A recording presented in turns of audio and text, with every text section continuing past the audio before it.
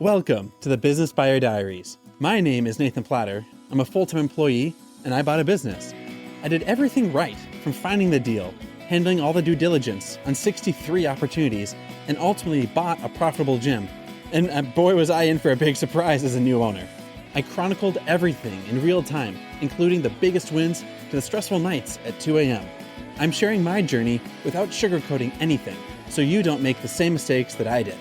Here's today's episode. So today I mixed it up. I wasn't able to get up for the 5 a.m. class like normal. Just kids were up throughout the night. And after dropping them off, I realized, my day job doesn't really start for a couple of hours. Like, most of my coworkers don't really, they're on a different time zone. And so just inherently, my time zone and their time zone don't line up. And so I thought, I've got some time. I'm going to do a 9 a.m. class. Why not? And so from 9 to 10 a.m., went and did a workout with that 9 a.m. crowd. It was so funny. I was a lot more sociable, very laid back, definitely a more funny crowd, funny in a very low stress, casual way. And I'm used to the 5 a.m. crowd where everyone just kind of yo, let's go get this, let's crush this kind of vibe. And he was yeah, we're crushing this, we're having fun. It was just great. It was so laid back.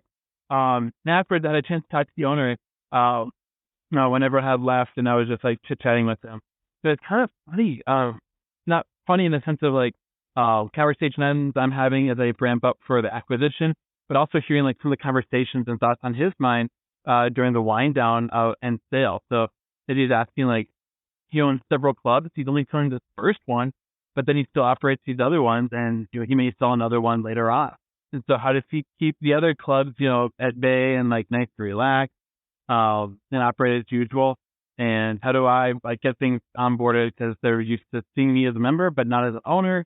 And so all the behind the scenes work that he's doing to make sure it's a smooth transition.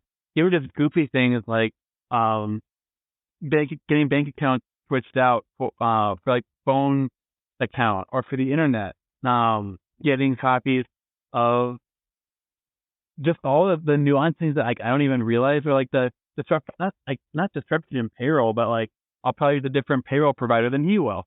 And so if he's using one and I'm still paying the same people, the same rates, maybe a little more, maybe it's not less, but with a different payroll provider, how to make sure their pay doesn't get interrupted and it's a smooth employee switchover as well. And so that's kind of an interesting thing. And so we're very amicable. We're brainstorming and masterminding out loud. It's the easiest conversation to be having, which is so nice. You never know what we're going to do. And I just realized we're able to figure this stuff out, and we're both flexible. We're both wanting to see this work and be a smooth experience for the members.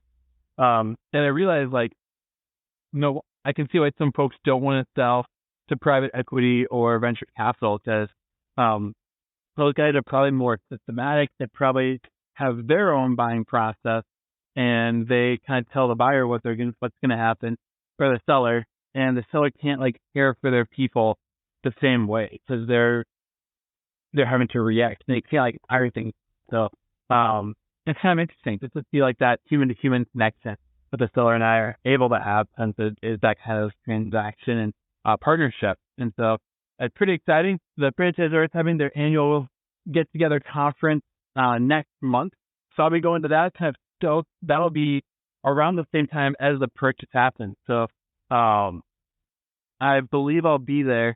We may close before, we may close after it, depending on the margin of error for a couple of days.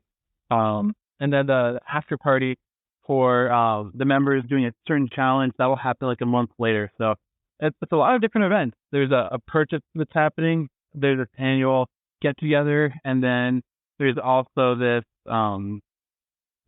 local club festival party that the members get to experience as well. So still figuring out what happens, who gets to hear about what at the right time.